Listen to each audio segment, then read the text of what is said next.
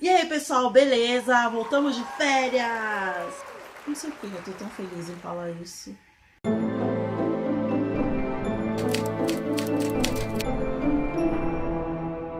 E aí, como foram as férias de vocês? Beleza? Foi legal?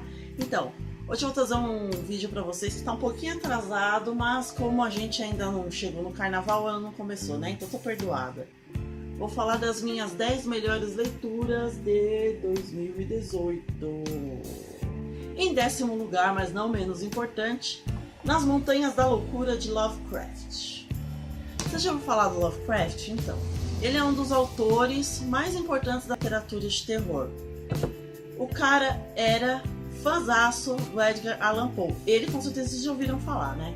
Então, tem ali alguma influência, mas a pegada dele é própria, diferente, original. O Lovecraft ele vai tratar mais do horror cósmico, de criaturas vindas do espaço, ou de criaturas místicas, diferentes, e outras coisas mais. São histórias assim bem legais, assim, que pra mim se voltam mais pro trash. O lado negativo é que às vezes a narrativa se torna um pouco cansativa, você pode ter um soninho ali, mas de repente, né, como as histórias são bem interessantes, tem uma pegada interessante, você não vai, né, largar a história no meio, beleza? Isso eu garanto pra você. Se você curte terror clássico, horror cósmico, esse tipo de história e não leu ainda Lovecraft, né? Pode ser que você já tenha lido, é bem provável, mas se você não leu ainda, eu recomendo. Esse livro é legal para você começar. O próximo livro é Noturno. Você já ouviu falar da série The Strain?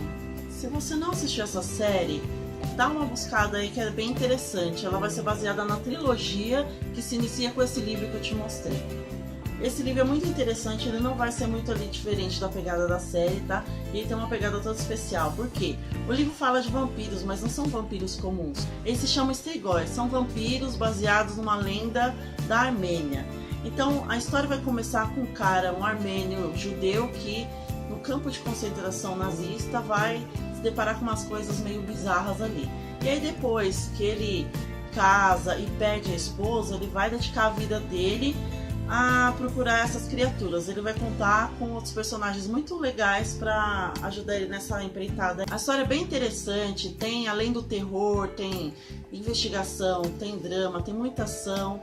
Então vale a pena dar uma conferida, sai daquele padrãozinho assim de história de vampiro que a gente costuma ler. Em 8º lugar, A Batalha do Apocalipse, de Eduardo Spohr. Se você tem uma noção ali dos nossos autores de fantasia nacionais, você vai ter ouvido falar ou já vai ter lido alguma coisa do Eduardo Spohr. Ele está ali entre os tops do momento dos autores nacionais.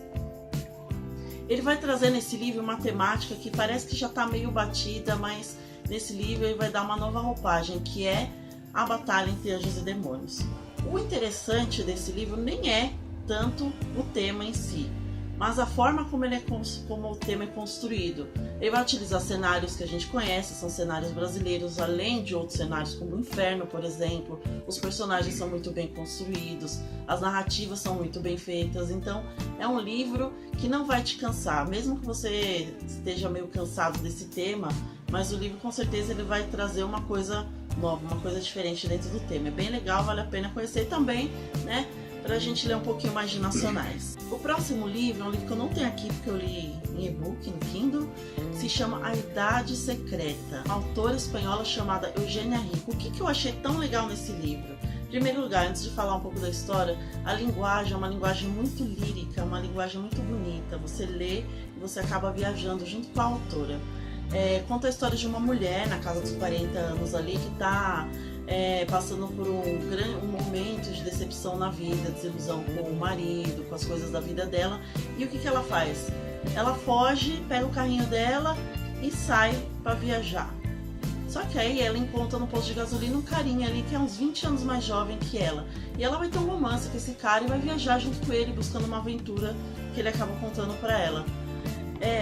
O legal do livro não é que ele não é focado no romance em si. No final, até não sei se eu não vou contar o final para não dar spoiler, mas O legal não é o romance em si, mas a busca, a jornada, a caminhada que ela tem pela autodescoberta, todas as paisagens que ela passa, todas as reflexões que ela passa, e todos esses elementos vão ajudar ela a refletir nisso, e ela vai ter uma autodescoberta, ela vai perceber várias coisas da vida dela. É muito bonito. Não é uma história fantasiosa, mas se você gosta de uma linguagem mais poética, por assim dizer, mais reflexiva, é um livro muito legal. Próximo livro, com certeza você pelo menos já ouviu falar, porque saiu o filme, foi muito falado aí há um tempo atrás, que é O Jogador Número 1. O Jogador Número 1 é uma distopia, se passa, lógico, em um futuro devastado no planeta, e as pessoas elas entram nessa realidade alternativa, essa realidade aumentada, né? Porque tem fome! As pessoas entram dentro desse jogo, dessa realidade aumentada, basicamente pra fugir da realidade merda que elas têm. Vamos falar a verdade.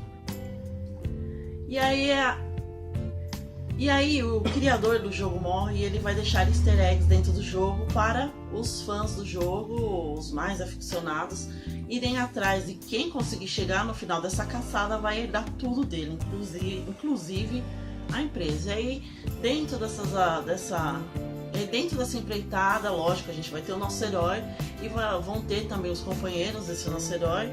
E o interessante e o que mais fez sucesso dentro dessa história são os elementos pop, culturais pop que tem dentro dele. Então você vai ver uma porrada, uma caralhada de coisa, desde música dos anos 80, série, filme, brinquedo, até tokusatsu aparece. Quase tudo relacionado à cultura pop vocês vão encontrar dentro desse livro. É muito bem trabalhado. Isso é muito interessante. Se você curte, então tá aí a dica. O filme eu comecei a ver, mas não curti não. O filme não tem muita pegada ali do livro não. O livro é muito lógico, é melhor, mas o livro é infinitamente melhor que o filme, sinceramente. Então, mesmo que você tenha assistido o filme, dá uma chance pro livro, que é muito legal. O próximo livro é um livro que eu já falei aqui no canal, que é Confissões do Crematório. Confissões do Crematório, uma edição linda, claro, como sempre, da Dark Side. É basicamente uma autobiografia, onde a autora ela narra alguns anos da vida dela, quando ela entra para esse mundo aí para essa indústria da morte, começa a trabalhar num crematório, e aí ela vai contar coisas através de histórias dos corpos que aparecem lá. A linguagem é muito bem humorada, apesar do tema ser meio mórbido, mas a linguagem ela é muito bem humorada, e é um livro muito, muito interessante de se ler, e também por uma questão de aprendizado. É sempre legal a gente aprender coisas diferentes, né? Já que eu citei lá antes as histórias de vampiro tradicionais, eu vou mostrar um pra você. Eu também acho que você já ouviu falar. Se não ouviu falar, você tem que procurar, pelo amor de Deus, porque é um livro da Anne Rice. Você já ouviu falar da Anne Rice? Você gosta de histórias de vampiro? Anne Rice é tipo a rainha dos vampiros. Entrevista com o vampiro. Você deve estar pensando, tá, tudo bem, eu não li o livro, mas eu vi essa história, esse nome em algum lugar. Foi um filme famosíssimo que saiu há alguns anos atrás no cinema, com nada mais, nada menos que Brad Pitt, Antônio Bandeiras, Tom Cruise e a Kristen Dunst, quando ela ainda era uma menina. É um filme famosíssimo que também super recomendo se você não assistiu ainda, mas o livro é muito bom. Ele faz parte de basicamente uma saga de livros, então são as Crônicas Vampirescas, que inclusive está sendo produzido aí uma série em cima, tá? Entrevista com o Vampiro, Rainha dos Condenados, que também virou filme, e outros livros vão fazer parte dessas Crônicas Vampirescas. Basicamente é a criação, né, a popularização dos vampiros, como a gente conhece na nossa cultura pop de hoje, tá?